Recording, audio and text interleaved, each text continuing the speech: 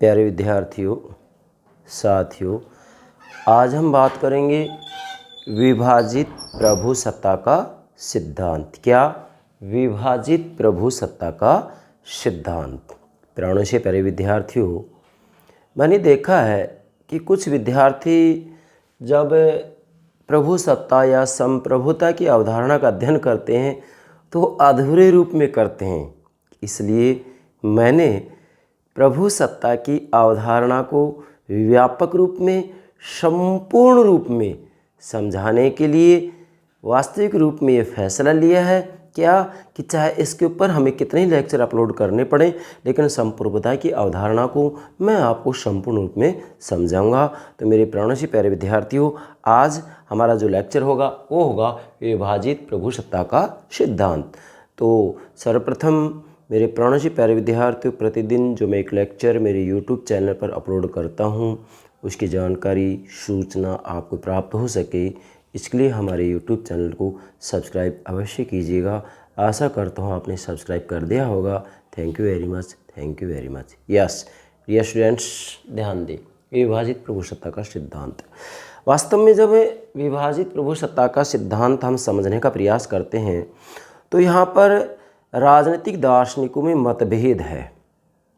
कुछ दार्शनिक तो ये कहते हैं कि भाई प्रभुसत्ता विभाजित होती है, और कुछ दार्शनिक कहते हैं कि प्रभुसत्ता विभाजित नहीं होती है। जैसा कि मैंने यहाँ पर आपको ये दोनों ही जो दृष्टिकोण हैं वो समझाने का प्रयास किया है, मैंने नोट कर दिया है, सभी बातें नोट कर दी हैं। पर विभाजित प्रभुसत्ता के सिद्धांत को समझें उससे पहले मैंने आपके लिए एक डायग्राम बना रखा है प्रारंभ में। बेटा इसको समझना निहायत ज़रूरी है। चाहे प्रभुसत्ता के किसी भी सिद्धांत का हम अध्ययन कर रहे हैं, जैसे विभाजित प्रभुसत्ता के बाद में हम लोकप्रिय प्रभुसत्ता का सिद्धांत समझाएंगे हैं, उसके बाद में हम जॉन ऑस्टिन का प्रभुसत्ता का सिद्धांत समझाएंगे, जिसको कि कानूनी प्रभुसत्ता का सिद्धांत भी कहा जाता है। तो प्राणों से प्यारे विद्यार्थियों, अभी दो सिद्धांत शेष हो रहे हैं। कौन कौन से? विभाजित प्रभुसत्ता का सिद्धांत तो आज चल रहा है, इसके बाद में लोकप्रिय प्रभुसत्ता का सिद्धांत समझाऊंगा मैं आपको, और उसके बाद में जो प्रभुसत्ता का कानूनी सिद्धांत है जिसे कि जॉन ऑस्टिन के द्वारा दिया गया है, उसको भी मैं अलग से आपको समझाऊंगा। तो डियर स्टूडेंट्स, संप्रभुता को ठीक से समझना हो उसके लिए सबसे पहले पृष्ठभूमि तैयार की जानी चाहिए। यदि ये आपके समझ में नहीं आएगा तो फिर प्रभुसत्ता को ठीक से नहीं समझेंगे। देखो, सबसे पहले तो हमें ये बात स्पष्ट हो जानी चाहिए क्या कि भाई राजनीति विज्ञान के अध्ययन का जो मुख्य केंद्र होता है, या राजनीति विज्ञान के अध्ययन का जो मुख्य विषय होता है वो बेटा राज्य होता है, स्टेट, राज्य होता है। ठीक है। अब राज्य के निर्माण के तत्व आधुनिक समय में कितने होते हैं? 4 माने जाते हैं। जनसंख्या, निश्चित भूभाग, सरकार, संप्रभुता। यस, मतलब आधुनिक समय में राज्य निर्माण के 4 तत्व माने जाते हैं: जनसंख्या, निश्चित भूभाग, सरकार और संप्रभुता। अब इसमें संप्रभुता सबसे महत्वपूर्ण है, इसलिए संप्रभुता को राज्य की आत्मा कहा जाता है। बेटा क्या कहा जाता है? संप्रभुता को राज्य की आत्मा कहा जाता है। हाँ, प्राचीन भारत की बात की जाए तो प्राचीन भारत के अंतर्गत जो प्राचीन भारतीय राजनीतिक विचारक थे, जैसे मनु, कौटिल्य, शुक्र। मनु ने अपनी पुस्तक मनु स्मृति में, कौटिल्य ने अपने पुस्तक अर्थशास्त्र में, शुक्र ने अपनी पुस्तक शुक्र नीति सार में राज्य निर्माण के 7 तत्व बतलाए थे। मतलब राज्य के 7 अंग, तत्व या प्रकृतियाँ बतलाई थी, जैसे कि स्वामी, अमात्य, पुर, राष्ट्र, कोश, दंड या सेना और मित्र। तो ये इसको उन्होंने, अर्थात तीनों ने ही, मनु, कौटिल्य, शुक्र ने इसको सप्तांग सिद्धांत की संज्ञा दी थी। राज्य का सप्तांग सिद्धांत मतलब राज्य के 7 अंग होते हैं। तो प्राचीन समय में राज्य के 7 तत्व अंग माने जाते थे, लेकिन आधुनिक समय में राज्य के 4 तत्व माने जाते हैं: जनसंख्या, निश्चित भूभाग, सरकार और संप्रभुता। और संप्रभुता वास्तविक रूप में राज्य निर्माण के जो 4 तत्व हैं, इन 4 तत्वों में सबसे प्रमुख और महत्वपूर्ण है। ठीक है, जैसे मैंने यहाँ नोट भी किया है, राज्य के 4 तत्वों में प्रमुख है, अर्थात संप्रभुता राज्य निर्माण के 4 तत्वों में सबसे प्रमुख महत्वपूर्ण है। फिर मैंने यहाँ संकेत दिया 7। इसका मतलब है कि प्राचीन भारतीय मनु कौटिल्य शुक्र के द्वारा राज्य के 7 तत्वों का उल्लेख किया गया है, जिसे कि सप्तांग सिद्धांत की संज्ञा दी जाती है। सप्तांग सिद्धांत को मैंने अलग से अपलोड कर दिया है, आप प्लेलिस्ट में भारतीय राजनीतिक विचारकों के अंतर्गत देख सकते हैं। फिर मैंने यहाँ आगे लिखा है कि राज्य की आत्मा है, अर्थात वास्तव में जो प्रभु सत्ता है, संप्रभुता है, वो राज्य की आत्मा है। जैसे व्यक्ति के शरीर में आत्मा है, आत्मा निकलने के बाद में व्यक्ति की मृत्यु हो जाती है। ठीक इसी प्रकार से यदि वास्तविक रूप में राज्य के पास संप्रभुता नहीं होगी तो वो राज्य नहीं हो सकता। वो अधिक से अधिक एक संगठन हो सकता है, समुदाय हो सकता है, देश हो सकता है, लेकिन वो राज्य नहीं हो सकता है। जैसा कि मैंने आगे नोट भी किया है कि प्रभु सत्ता के बिना राज्य का अस्तित्व नहीं है। मतलब राज्य का अस्तित्व प्रभु सत्ता पर आधारित है। अगर संप्रभुता नहीं होगी, प्रभु सत्ता नहीं होगी, तो वास्तविक रूप में राज्य का अस्तित्व नहीं हो सकता। जैसे 1947 से पहले वास्तविक रूप में जो भारत था वह ब्रिटेन के अधीन था, एक उपनिवेश था, तो हम देश तो थे लेकिन राज्य नहीं थे। और 1947 में जैसे हमें आज़ादी मिली, राष्ट्रीय स्वतंत्रता मिली, तो उसके बाद में फिर भारत एक राज्य बन गया। तो वास्तव में प्रभु सत्ता के बिना राज्य का अस्तित्व नहीं है। हाँ, समुदाय, संगठन, देश, राष्ट्र, राष्ट्रीयता का अस्तित्व हो सकता है। मतलब बिना संप्रभुता के समुदाय, संगठन, देश, राष्ट्र, राष्ट्रीयता का अस्तित्व हो सकता है, लेकिन प्रभु सत्ता के बिना राज्य का अस्तित्व नहीं हो सकता। यस डियर स्टूडेंट्स, आगे बढ़े। अब यहाँ ये बात भी आपको ध्यान में रखना है, सारी बात समझने के लिए क्या कि राज्य की सर्वोच्च शक्ति ही प्रभु सत्ता है। अब बेटा ध्यान देंगे, क्या राज्य की सर्वोच्च शक्ति ही प्रभु सत्ता है। अब ये मैंने कहा ना, राज्य निर्माण के 4 तत्व है, तो वास्तविक रूप में राज्य की जो सर्वोच्च शक्ति होती है, राज्य की जो ये सर्वोच्च शक्ति होती है, वह सर्वोच्च शक्ति ही क्या होती है बेटा, प्रभु सत्ता होती है। ध्यान रखना, जैसे मैंने आगे नोट किया, राज्य की सर्वोच्च शक्ति ही प्रभु सत्ता होती है, तो ये आप नोट कीजिएगा। क्यों? क्योंकि ये इसको समझने के लिए जरूरी है कि क्या जो प्रभु सत्ता होती है वो विभाजित होती है, अविभाज्य होती है। आज हम विभाजित प्रभु सत्ता का सिद्धांत ले रहे हैं। अगली बात लेते हैं बेटा, प्रभु सत्ता के 2 दृष्टिकोण होते हैं विशेषकर, एक होता है एकत्ववादी दृष्टिकोण, दूसरा होता है अनेकवादी दृष्टिकोण या बहुलवादी दृष्टिकोण। एकत्ववादी दृष्टिकोण वास्तविक रूप में प्रभु सत्ताओं के संप्रभुता को अविभाज्य मानता है, जैसा कि मैंने यहाँ नोट भी किया आगे। अविभाज्य मानता है, क्या मानता है, अविभाज्य मानता है, जबकि अनेकवादी या बहुलवादी प्रभु सत्ता का सिद्धांत प्रभु सत्ता को विभाजित मानता है। ठीक है बेटा, आज हम इस दोनों के ऊपर ही विशेषकर चर्चा कर रहे हैं। वैसे हालांकि अनेकवादी और बहुलवादी के ऊपर मैं अलग से लेक्चर अपलोड करूंगा। आगे बढ़ते हैं हम, अब लेंगे हम विभाजित प्रभु सत्ता का सिद्धांत, अर्थात अब हम चर्चा करते हैं विभाजित प्रभु सत्ता का सिद्धांत। देखो फिर मैं कह रहा हूँ कि प्रभु सत्ता के संदर्भ मुख्यतः 2 दृष्टिकोण होते हैं, एक तो एकत्ववादी दृष्टिकोण, दूसरा अनेकवादी या बहुलवादी दृष्टिकोण। एकत्ववादी दृष्टिकोण का कहना है कि वास्तविक रूप में जो राज्य की सर्वोच्च होती है, क्या जो राज्य की सर्वोच्च शक्ति होती है वही प्रभु सत्ता है। वास्तविक रूप में यहाँ पर राज्य ही सर्वे सर्वा होता है, संप्रभुता वास्तविक रूप में निरंकुश होती है, सर्वोच्च होती है, अविभाज्य होती है। लेकिन अनेकवादी या बहुलवादी दृष्टिकोण ये कहता है कि नहीं, वास्तविक रूप में यहाँ पर जो प्रभु सत्ता होती है वो विभाजित होती है। ये बात आपको ध्यान में रखना है। अब हमें तो बात करना है विभाजित प्रभु सत्ता का सिद्धांत क्या कहता है। बेटा वास्तविक रूप में जो ये अविभाज्यता पर राजनीतिक दार्शनिकों के एक मत नहीं है, अर्थात वास्तविक रूप में जो प्रभु सत्ता होती है वह अविभाजित हो, जैसा कि एकत्ववादी कहते हैं कि भाई ये अविभाज्य होती है, अदेयी होती है, संपूर्ण होती है, निरंकुश होती है, ये बातें कही जाती हैं संप्रभुता के अंतर्गत। लेकिन वास्तविक रूप में जो संप्रभुता की अविभाज्यता है इसके ऊपर राजनीतिक दार्शनिकों के एक मत नहीं है। यहाँ पर दार्शनिकों के मत 2 भागों में बटे हुए हैं, प्रथम द्वितीय। प्रथम है प्रभु सत्ता विभाजित होती है और दूसरा है प्रभु सत्ता अविभाज्य है। अब देखें बेटा, प्रभु सत्ता विभाजित होती है। कुछ राजनीतिक दार्शनिकों का कहना है कि जो प्रभु सत्ता होती है, मतलब जो राज्य की सर्वोच्च शक्ति होती है, राज्य की जो सर्वोच्च शक्ति होती है वो विभाजित होती है।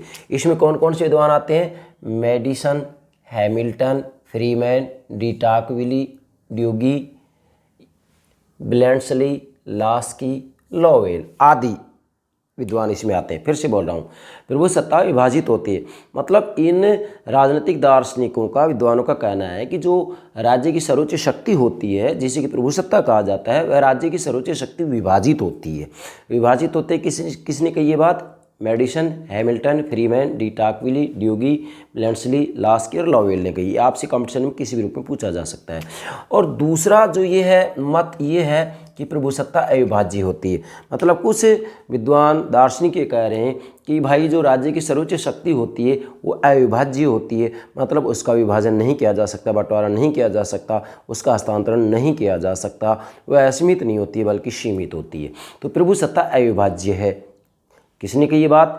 केएल हन ने कही है। नाम नोट करें, केएल हन, जीन जैक्स रूसो और जॉन ऑस्टिन आदि ने ये कहा है कि जो प्रभुसत्ता होती है वो अविभाज्य होती है। तो वास्तव में जो प्रभुसत्ता होती है वह विभाजित होती है, अविभाजित होती है। ये दो मत प्रस्तुत किए जाते हैं विद्वानों के द्वारा कि वास्तविक रूप में जो प्रभुसत्ता की अविभाज्यता के ऊपर दार्शनिकों ने अपने अपने मत दिए हैं। तो कुछ ने ये कहा है कि भाई प्रभुसत्ता विभाजित होती है और कुछ ने ये कहा है कि प्रभुसत्ता अविभाज्य होती है। अब प्रभुसत्ता कैसे विभाजित होती है और कैसे अविभाजित होती है, इन दोनों की चर्चा करेंगे। अब दो पार्ट बन जाते हैं। नंबर 1,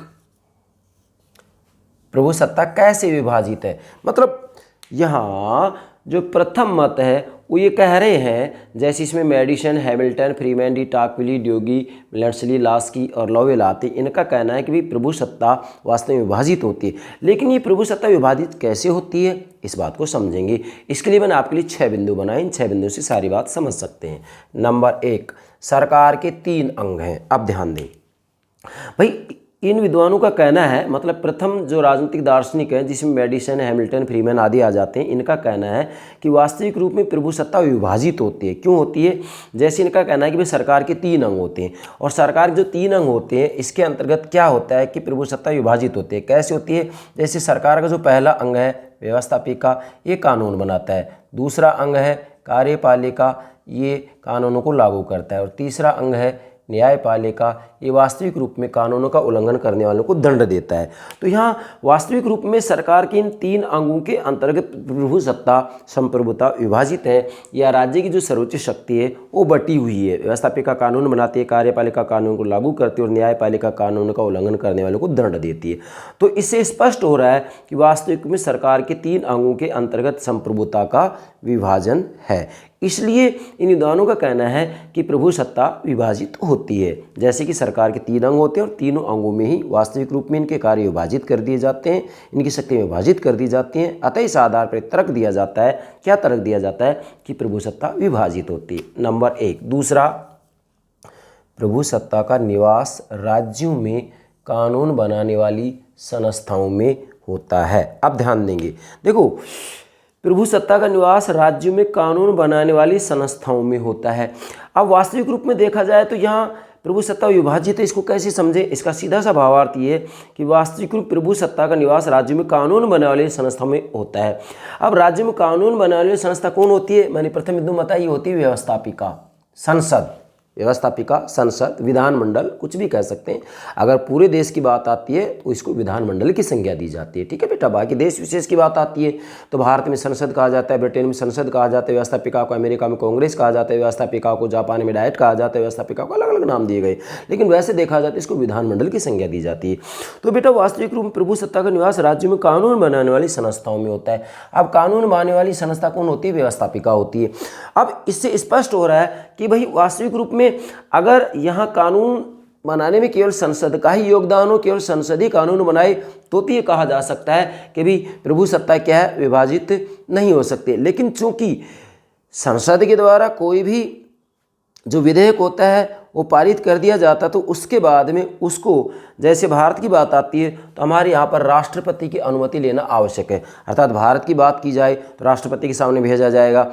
उसकी अमेरिका की बात की जाती है तो वहाँ पर भी वास्तविक रूप में देखा जाए, चूँकि वहाँ पर अध्यक्षात्मक शासन प्रणाली है तो वहाँ पर कांग्रेस अपने आप में जो है सर्वेसर्वा होती है, लेकिन फिर भी राष्ट्रपति के सामने उसको प्रस्तुत किया जाता है। और ब्रिटेन की बात की जाए तो ब्रिटेन के अंतर्गत भी चूँकि संस्थात्मक शासन प्रणाली है तो यहाँ पर भी जो है संसद के द्वारा जब कोई विधेयक पारित कर दिया जाता है तो अंत में राजा के पास में भेजा जाता है। ठीक है, क्योंकि ब्रिटेन में राजतंत्र है और भारत में गणतंत्र है, इसलिए राष्ट्रपति के सामने भेजा जाता है।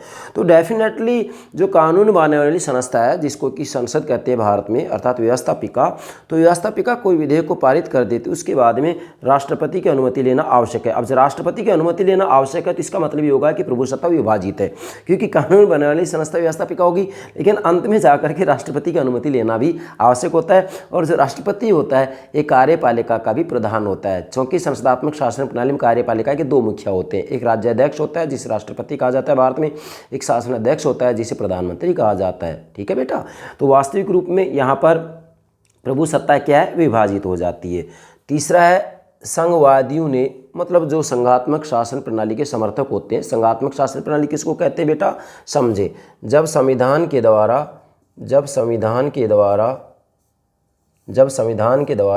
सीधा ही केंद्र और राज्यों के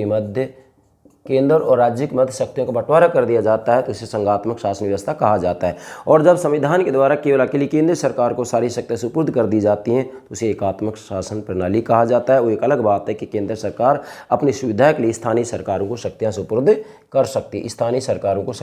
कर सकती है, लेकिन चूंकि एकात्मक शासन प्रणाली में संविधान ने केवल केंद्र को शक्ति दी है, केंद्र ने स्थानीय सरकार को दी है, तो स्थानीय सरकार को दी गई शक्तियां वापस भी ली जा सकती हैं। लेकिन संघात्मक शासन प्रणाली में राज्यों को शक्ति देने वाला संविधान है, इसलिए केंद्र के द्वारा राज्य की शक्तियों को छीना नहीं जा सकता। फिर से कह रहा हूँ, संघात्मक शासन प्रणाली किसको कहते हैं, जब किसी देश के अंतर्गत संविधान के द्वारा सीधा ही केंद्र और राज्य के मध्य शक्तियों का विभाजन कर दिया जाता है तो उसे संघात्मक शासन प्रणाली कहा जाता है। और जब किसी देश के अंतर्गत संविधान के द्वारा केवल अकेली केंद्रीय सरकार को सारी शक्तियां सुपुर्द कर दी जाती है तो इसे एकात्मक शासन प्रणाली कहा जाता है। एक अलग बात है कि केंद्रीय सरकार अपनी सुविधा के लिए स्थानीय सरकारों को शक्तियां सुपुर्द कर सकती है, मगर चाहे तो केंद्रीय सरकार स्थानीय सरकारों से शक्ति वापस भी ले सकती है। जैसे ब्रिटेन के अंतर्गत एकात्मक शासन प्रणाली है, भारत में संघात्मक शासन प्रणाली है, अमेरिका में संघात्मक शासन प्रणाली, स्विट्जरलैंड में संघात्मक शासन प्रणाली है। यस बेटा, और भी बहुत है। अच्छा, अब यहाँ पर संघवादियों ने इसका समर्थन किया है, मतलब जो संघात्मक शासन प्रणाली के समर्थक हैं उन्होंने प्रभु सत्ता वास्तविक रूप में विभाजित होती है इसका समर्थन किया है। इनका कहना है कि जो प्रभु सत्ता होती है विभाजित होती है। कैसे होती है, जैसे संघवादियों ने कहा है कि भाई संघात्मक व्यवस्था के अंतर्गत संविधान के द्वारा केंद्र और राज्यों में शक्ति का बंटवारा कर दिया गया, तो इसका मतलब प्रभु सत्ता विभाजित होगी केंद्र और राज्यों के मध्य। ठीक है बेटा। अब जैसे एक विद्वान है मेडिसिन कह रहे हैं कि अमेरिका में प्रभु सत्ता राज्यों तथा संघ में विभाजित है और इसलिए संपूर्ण प्रभु सत्ता कई आंशिक प्रभु सत्ताओं से मिलकर बनी है। देखो, डेफिनेटली जो संघ व्यवस्था होती है, जो फेडरल सिस्टम होता है, उसमें संविधान के द्वारा केंद्र और राज्य के मध्य शक्ति का बंटवारा कर दिया जाता है। वो एक अलग बात है कि संयुक्त राज्य अमेरिका में गणना और अवशेष के सिद्धांत के आधार पर केंद्र और राज्य में शक्ति का बंटवारा किया गया है। संघ की शक्तियों को गिना दिया गया है, बाकी सब कुछ राज्यों को दे दिया गया है, अर्थात संघ की शक्ति गिना दी गई है, अवशेष जो विषय हैं वो राज्यों को दे दिए गए हैं। जबकि भारत के अंतर्गत स्पष्ट रूप में संघ सूची, राज्य सूची और इसके बाद में समवर्ती सूची है, उनकी शक्तियों को लिख दिया गया है। अब अलग अलग देश में अलग अलग सिद्धांत है, लेकिन ये बात निश्चित है कि संघात्मक व्यवस्था में केंद्र और राज्य के मध्य शक्ति का बंटवारा कर दिया जाता है। इसलिए कहा जा सकता है कि जो प्रभुसत्ता संप्रभुता होती है वो विभाजित होती है।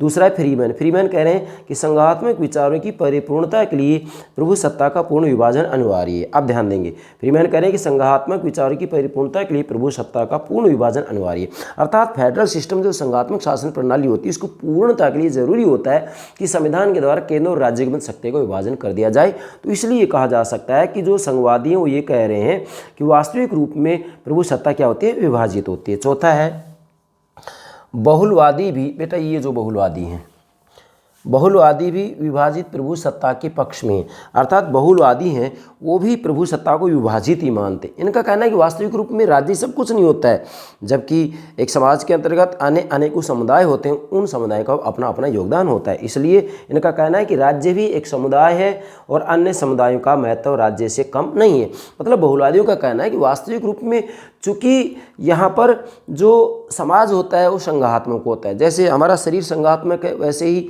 वास्तविक रूप में समाज भी संघात्मक होता है। तो समाज संघात्मक होता है, तो ऐसी स्थिति के अंतर्गत वास्तविक रूप में जो प्रभु सत्ता होती है वो विभाजित होती है, अर्थात वास्तव में राज्य भी अपने आप में एक समुदाय ही है और अन्य समुदायों का महत्व राज्य से कम नहीं है। इसलिए बहुलवादियों का कहना है कि वास्तविक रूप में जो प्रभु सत्ता होती है वो क्या होती है, विभाजित होती है। पांचवा है कई बार एक ही भूभाग पर एक से अधिक प्रभु सत्ताओं का अस्तित्व दिखाई देता है जब कानून प्रभु सत्ता पर तानाशाही का व्यवहारिक नियंत्रण स्थापित होता है। अब ध्यान दें, मतलब कई बार एक ही भूभाग पर एक से अधिक प्रभु सत्ताओं का अस्तित्व दिखाई देता है। कैसे, जैसे वास्तविक रूप में यहाँ हम देखते हैं कि जब कानूनी प्रभु सत्ता पर तानाशाही का व्यवहारिक नियंत्रण स्थापित होता है तब ऐसा लगता है कि भाई वास्तविक रूप में एक भूभाग पर अनेकों प्रभु सत्ताएं, लेकिन ये कुछ समय के लिए है, अर्थात ये केवल कुछ समय के लिए है, वास्तविक रूप में कुछ समय के लिए ये प्रभु सत्ता का विभाजन दिखाई देता है, लेकिन अंत में जाकर के फिर जो ये कानूनी प्रभु सत्ता पर तानाशाही का व्यवहारिक नियंत्रण स्थापित हो जाता है, तो वास्तविक रूप में जाकर के फिर यही कानूनी प्रभु सत्ता का रूप धारण कर लेती है। और ऐसी स्थिति में ये कहा जा सकता है कि जो प्रभु सत्ता होती है वह वास्तविक रूप में क्या होती है, विभाजित होती है। तो ध्यान दें, कई बार एक ही भूभाग पर एक से अधिक प्रभु सत्ताओं का अस्तित्व दिखाई देता है जब कानूनी प्रभु सत्ता पर तानाशाही का व्यवहारिक नियंत्रण स्थापित होता है, और कुछ समय के लिए वास्तविक रूप में ये प्रभु सत्ता का जो है विभाजन या विकास ही, इसको हम कह सकते हैं विकास या विभाजन दिखाई दे रहा है। इसके बाद में छठा है प्रभु सत्ता का विभाजन हो जाता है, अर्थात वास्तविक रूप में छठा तर्क दिया जा रहा है क्या, कि डेफिनेटली जो प्रभु सत्ता होती है उसका विभाजन हो जाता है स्वतः ही। कैसे हो जाता है, जैसे कि एक विद्वान ने कहा, बिस्मार्क ने, कि साम्राज्य की संयुक्त सत्ता में साम्राज्य की इकाइयों का भाग बताया है। अर्थात बिस्मार्क ने स्पष्ट रूप में कहा कि साम्राज्य की संयुक्त सत्ता में साम्राज्य की जो इकाइयाँ होती हैं उनका भाग बताया। जैसे संघात्मक व्यवस्था के अंतर्गत जो केंद्र और राज्य होते हैं तो राज्यों की भी अपनी सत्ता होती है। इस प्रकार से इन्होंने एक एग्जाम्पल दिया है। लॉवेल कह रहे हैं कि एक ही भूभाग में दो प्रभु सत्तावादी हो सकती हैं। क्या एक ही भूभाग में दो प्रभु सत्तावादी हो सकते हैं जो एक ही प्रजा को विभिन्न विषयों पर आदेश देते हैं। अब ध्यान दीजिएगा, मतलब नोवेल कह रहे हैं कि एक ही भूभाग में दो प्रभु सत्तावादी हो सकते हैं जो एक ही प्रजा को विभिन्न विषयों पर आदेश देते हैं। इनका कहना है कि वास्तविक रूप में एक ही राज्य के अंतर्गत दो प्रभु सत्तावादी हो सकते हैं जो कि एक ही प्रजा को विभिन्न विषयों पर आदेश दे रहे होते हैं। जैसे संघ व्यवस्था के अंतर्गत वास्तविक रूप में केंद्र और राज्य में सत्ता का बंटवारा कर दिया जाता है, तो एक प्रकार से अलग अलग आदेश ही हो जाते हैं यहाँ पर। और दूसरा है इसका पार्ट, प्रभु सत्ता कैसे अविभाज्य है। अब कुछ जो विद्वान हैं राजनीतिक दार्शनिक है, जैसे केलहन, रूसो, ऑस्टिन, जॉन ऑस्टिन, जिन्होंने कानूनी प्रभु सत्ता का सिद्धांत दिया है, जीन जैक्स रूसो जो कि वास्तविक रूप में लोकप्रिय प्रभु सत्ता के समर्थक हैं, जिन्होंने प्रत्यक्ष प्रजातंत्र का खुले रूप में समर्थन किया है, तो इन विद्वानों का कहना है कि प्रभु सत्ता वास्तविक रूप में क्या होती है, अविभाज्य होती है। अर्थात प्रभु सत्ता का विभाजन नहीं किया जा सकता, उसको बांटा नहीं जा सकता, उसको हस्तांतरित नहीं किया जा सकता, वो संपूर्ण होती है, निरंकुश होती है, सर्वोच्च होती है। अब प्रभु सत्ता कैसे अविभाज्य है, मतलब जो प्रभु सत्ता होती है अर्थात जो ये राज्य की सर्वोच्च शक्ति होती है वह कैसे अविभाज्य है, मतलब इसका बंटवारा नहीं किया जा सकता, इसको बांटा नहीं जा सकता। कैसे, नंबर 1, सरकार के 3 अंग के कार्य का विभाजन राज्य का विभाजन नहीं है। ध्यान दें बेटा, अब यहाँ ये कहा गया है कि भी सरकार के 3 अंग है और तीनों अंगों के द्वारा व्यवस्थापिका, कार्यपालिका, न्यायपालिका के द्वारा अपने अपने कार्य किए जाते हैं। व्यवस्थापिका कानून बनाते हैं, कार्यपालिका कानून लागू करती है और न्यायपालिका कानूनों का उल्लंघन करने वालों को दंड देती है। लेकिन यहाँ पर ये विद्वान क्या करें कि सरकार के 3 अंग के कार्य का विभाजन राज्य का विभाजन नहीं है। इनका कहना है कि वास्तविक रूप में सरकार के 3 अंग के जो कार्य हैं इनका विभाजन तो किया गया, अर्थात यहाँ ये बताया गया कि सरकार जो 3 अंग है अपने अपने कार्य करते हैं। व्यवस्थापिका कानून बनाते हैं, कार्यपालिका कानून लागू करती है, न्यायपालिका कानूनों का उल्लंघन करने वाले को दंड देती है। लेकिन सरकार के 3 अंग के कार्य का विभाजन तो माना जाएगा, परंतु राज्य का विभाजन नहीं है। अर्थात राज्य की जो सर्वोच्च शक्ति है ना, उस सर्वोच्च शक्ति का विभाजन नहीं है, केवल सरकार के 3 अंगों को क्या क्या कार्य करना है इसका भी बंटवारा किया गया है। वास्तव में ये प्रभु सत्ता का बंटवारा नहीं है। इसलिए गैटल कह रहे हैं, गैटल कि राज्य की शक्तियों के प्रयोगों को कई अंगों में बांटा जा सकता है, परंतु प्रभु सत्ता एक इकाई है, जैसे कि राज्य एक इकाई। बहुत महत्वपूर्ण बात है ये। गैटल क्या करें, राज्य की शक्तियों के प्रयोग को, अभी राज्य की शक्ति का प्रयोग ही तो है, क्योंकि राज्य तो अपने आप में अमूर्त होता है। और फिर राज्य के जब निर्माण के तत्वों की बात आती है तो उसमें जनसंख्या, निश्चित विभाग, सरकार और संप्रभुता आता है। तो सरकार के द्वारा अर्थात सरकार के अंतर्गत ही या राज्य की इच्छा सरकार के माध्यम से भी अभिव्यक्त होती है, मतलब राज्य की इच्छा की अभिव्यक्ति सरकार के माध्यम से होती है। इसलिए यहाँ वास्तविक रूप में सरकार के द्वारा जो कार्य किए जाए उन कार्यों का बंटवारा किया गया, ये प्रभु सत्ता का बंटवारा नहीं कहा जा सकता। कैसे, जैसे गैटल कह रहे राज्य की शक्तियों के प्रयोग को कई अंगों में बांटा जा सकता है, मतलब राज्य की शक्ति का जो प्रयोग किया जाएगा वो कई अंगों में बांटा जा सकता है, जैसे व्यवस्थापिका, कार्यपालिका, न्यायपालिका में। परंतु प्रभु सत्ता एक इकाई है, जैसे कि राज्य एक इकाई है। अर्थात प्रभु सत्ता एक इकाई है, जैसे एक राज्य एक इकाई है, तो इसका बंटवारा नहीं हो सकता, इसका विभाजन नहीं किया जा सकता। ठीक है बेटा। दूसरा है प्रभु सत्ता का निवास। अब ध्यान दें, वास्तविक रूप में जब प्रभु सत्ता के निवास की बात आती है तो निवास के आधार पर भी कहा जाता है कि प्रभु सत्ता या संप्रभुता अविभाज्य होती है, उसका बंटवारा नहीं हो सकता। कैसे नहीं हो सकता, जैसे विशेषकर ये कहा जाता है कि जो प्रभु सत्ता होती है वास्तविक रूप में संसद तथा राष्ट्रपति में होती है, संसद तथा राष्ट्रपति में होती है।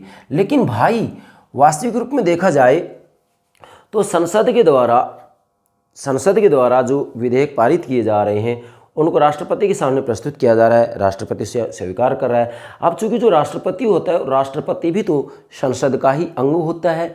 जैसे कि अनुच्छेद, भारत की बात करें तो अनुच्छेद 79 में स्पष्ट रूप में लिखा गया, 79 में स्पष्ट रूप में कहा गया है, क्या कहा गया है कि भारत की एक संसद होगी जिसके अंतर्गत या जिसका निर्माण क्रमशः राज्यसभा, लोकसभा और राष्ट्रपति से मिलकर होगा।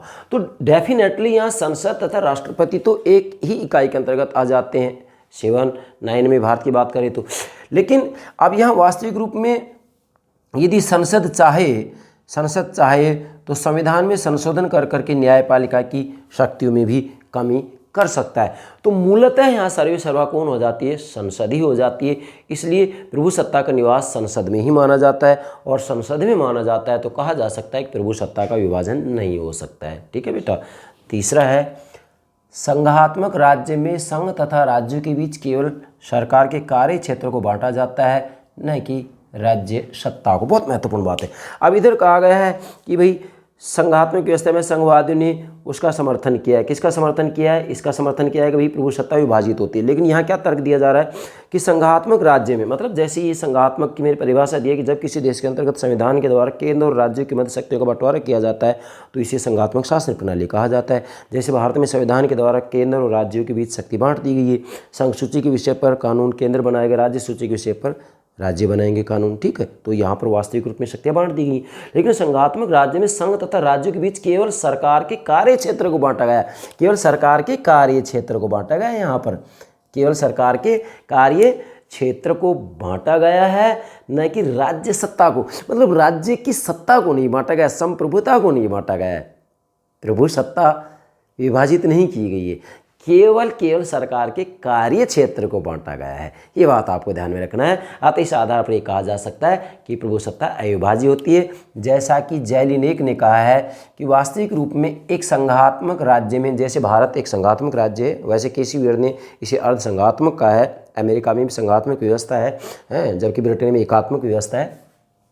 तो जैलिनेक कह रहे हैं कि एक संघात्मक राज्य, पूरा लिखेंगे बेटा, ये मैंने शॉर्ट में लिखा है, आप लिखेंगे एक संघात्मक राज्य में विभाजित प्रभु सत्ता का सिद्धांत, मतलब विभाजित मतलब प्रभु सत्ता, विभाजित प्रभु सत्ता का सिद्धांत प्रभु सत्ता व राजनीतिक शक्ति को एक समझने के भ्रम पर आश्रित है। यस, मतलब जैलिनेक का कहना है कि एक संघात्मक राज्य में विभाजित प्रभु सत्ता का सिद्धांत, यहाँ जो संघवादी कह रहे हैं कि भाई प्रभु सत्ता विभाजित होती है, तो इसकी विपरीत तर्क दे रहे हैं ये कि एक संघात्मक राज्य में विभाजित प्रभु सत्ता का सिद्धांत प्रभु सत्ता व राजनीतिक शक्ति को एक समझने के भ्रम पर आश्रित है। मतलब ये प्रभु सत्ता और राजनीतिक शक्ति को एक समझ रहे हैं ये जो संघवादी, जबकि सच्चाई ये है कि प्रभु सत्ता और राजनीतिक शक्ति एक नहीं हो सकता है। यहाँ पर वास्तविक रूप में शक्ति का बंटवारा किया गया है, प्रभु सत्ता का बंटवारा नहीं किया गया। सरकार का कार्य क्षेत्र का बंटवारा किया गया है, प्रभु सत्ता का बंटवारा नहीं किया गया है। अतः ये कहा जा सकता है कि संघात्मक राज्य में संघ तथा राज्यों के बीच केवल सरकार के कार्य क्षेत्र को बांटा जाता है, न कि राज्य सत्ता को। मतलब वास्तविक रूप में जो राज्य की सर्वोच्च शक्ति है वो प्रभु सत्ता होती है, और यहाँ राज्य की सर्वोच्च शक्ति को नहीं बांटा गया है, सरकार के कार्य क्षेत्र को बांटा गया है। अतः कहा जा सकता है कि प्रभु सत्ता अविभाज्य होती है। चौथा है, राज्य आत्मा है और सरकार उसका शरीर है, अतः आत्मा का विभाजन उसका विनाश है। ध्यान देंगे बेटा, वास्तविक रूप में राज्य आत्मा है और सरकार उसका शरीर है। अब कैसे? चूंकि राज्य अपने आप में अमूर्त है और राज्य की इच्छा की अभिव्यक्ति किस में होती है? सरकार में होती है। इसलिए राज्य आत्मा है और सरकार उसका शरीर है, अतः आत्मा का विभाजन उसका विनाश है। मतलब आत्मा का टुकड़ा कैसे किया जा सकता है? विभाजन नहीं किया जा सकता है। जैसे यहाँ कहा भी गया है कि राज्य की आत्मा है, कौन है राज्य की आत्मा? प्रभु सत्ता है। इसलिए आत्मा का विभाजन नहीं किया जा सकता, और आत्मा का विभाजन का मतलब होगा उसका विनाश करना। अतः कहा जा सकता है कि वास्तविक रूप में जो प्रभु सत्ता होती है अविभाज्य होती है, उसका बंटवारा नहीं किया जा सकता। हाँ, सरकार के कार्य क्षेत्र का बंटवारा किया जा सकता है, शक्ति का बंटवारा किया जा सकता है, राजनीतिक शक्ति का बंटवारा किया जा सकता है, लेकिन प्रभु सत्ता का बंटवारा नहीं किया जा सकता। जैसे कि यहाँ विद्वान है केलहन कह रहे हैं, जो पीछे भी आ चुका है, केलहन, रूसो, ऑस्टिन, केलहन कह रहे हैं कि प्रभु सत्ता एक पूर्ण वस्तु है, इसका विभाजन करना इसे नष्ट करना है। ध्यान देंगे, प्रभु सत्ता एक पूर्ण वस्तु है, इसका विभाजन करना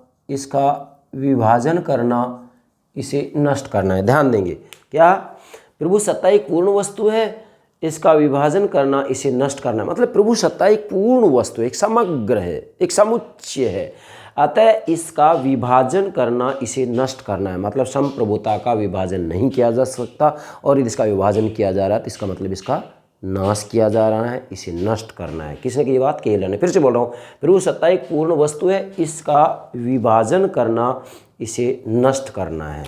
पांचवा है, एक भूभाग पर एक ही प्रभु सत्ता का अस्तित्व होता है। अब ध्यान देंगे, वास्तविक रूप में देखा जाए तो जो एक राज्य क्षेत्र होता है, देखो राज्य निर्माण के 4 तत्व होते हैं, जनसंख्या, निश्चित भूभाग, सरकार और संप्रभुता।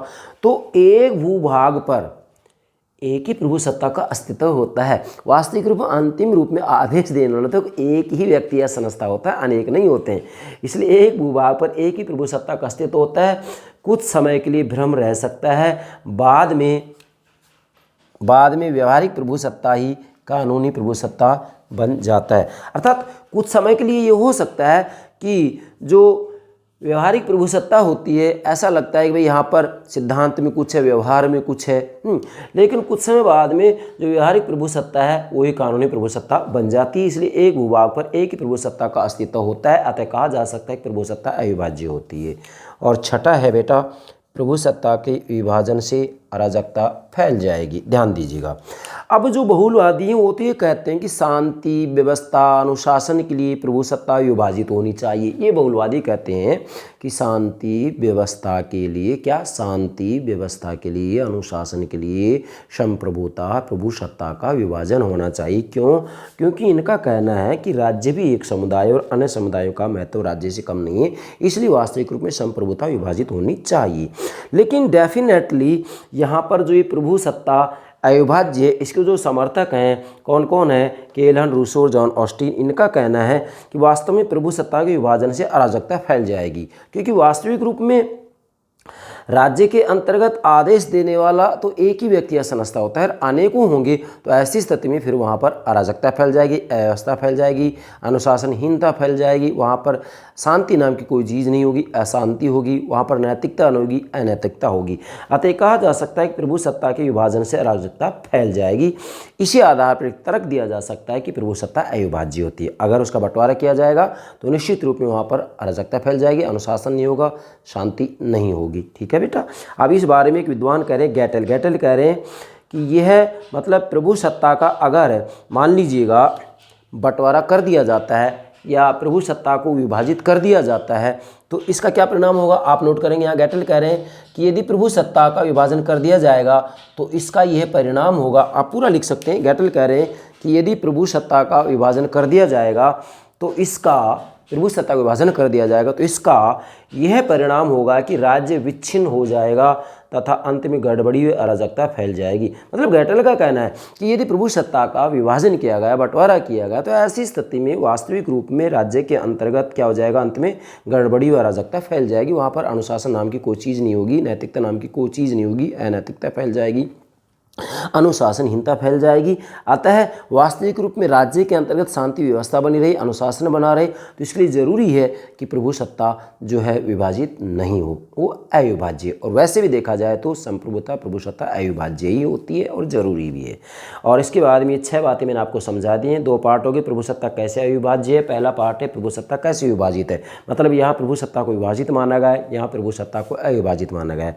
फिर मैंने अंत में निष्कर्ष निकाला है। निष्कर्ष में आप ये कहेंगे कि वास्तविक रूप में भाई प्रभु सत्ता विभाजित हो या अविभाजित हो, तो हम क्या निष्कर्ष निकालें? आपका निष्कर्ष ये होगा कि राज्य की प्रभु सत्ता तो अविभाज्य है, लेकिन सरकार की शक्तियों का विभाजन हो सकता है बेटा। अब अंत में इतनी बात ध्यान रखनी बस, क्या कि राज्य की प्रभु सत्ता तो अविभाज्य है। जैसे राज्य की जो सर्वोच्च शक्ति है वही प्रभु सत्ता है, तो जो राज्य की सर्वोच्च शक्ति होती है ना, राज्य की जो सर्वोच्च शक्ति होती है, बच्चा एक व्यक्ति में, एक संस्था में हो, राज्य की सर्वोच्च शक्ति होती है, वो तो क्या होती है, अविभाज्य होती है। बेटा ध्यान देंगे, इसलिए राज्य की प्रभु सत्ता तो अविभाज्य है, मतलब राज्य की प्रभु सत्ता का तो बंटवारा नहीं हो सकता, विभाजन नहीं हो सकता। हाँ, लेकिन सरकार की शक्तियों का विभाजन हो सकता है। जैसे यहाँ पर सरकार के 3 अंगों के अंतर्गत सरकार के तीनों अंगों का कार्य क्षेत्र बांट दिया गया है, इनकी शक्तियाँ बांट दी गई हैं।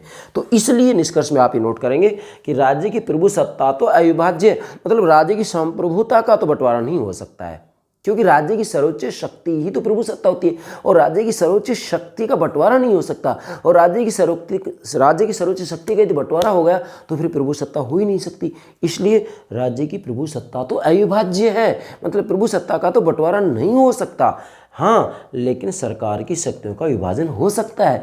तो यहाँ पर आपने जो देखा है कि भाई सरकार के 3 अंग, 3 अंगों में जो ये कार्यक्षेत्र बांटा गया है, कार्यक्षेत्र जो बांटा गया है ना, वो वास्तव में राज्य की प्रभु सत्ता का बंटवारा नहीं है, नहीं, वो तो सरकार की शक्तियों का बंटवारा है। ये तो सरकार की शक्तियों का बंटवारा है। अतः निष्कर्ष में आप नोट करेंगे कि राज्य की प्रभु सत्ता तो अविभाज्य है। क्या? राज्य की प्रभु सत्ता तो अविभाज्य है, लेकिन सरकार की शक्तियों का विभाजन हो सकता है। सरकार 3 अंग होते हैं, व्यवस्थापिका, कार्यपालिका, न्यायपालिका, तो उनकी कार्य क्षेत्र का बंटवारा तो हो सकता है, लेकिन राज्य की प्रभु सत्ता अविभाज्य। क्यों है अविभाज्य? फिर कह रहा हूँ, क्योंकि राज्य की सर्वोच्च शक्ति ही तो प्रभु सत्ता है, और राज्य की सर्वोच्च शक्ति हमेशा अविभाज्य होती है, उसका बंटवारा नहीं हो सकता। ठीक है बेटा, ये हो गया विभाजित प्रभु सत्ता का सिद्धांत। अब इसके बारे में कहीं से भी किसी भी रूप में आपसे प्रश्न पूछा जाए, मुझे विश्वास है आपका आंसर गलत नहीं हो सकता। तो मुझे पूर्ण रूप में ये यकीन हो गया है कि आप विभाजित प्रभु सत्ता के सिद्धांत को ठीक से समझ गए होंगे। यस बेटा, okay, thank you very much, thank you very much.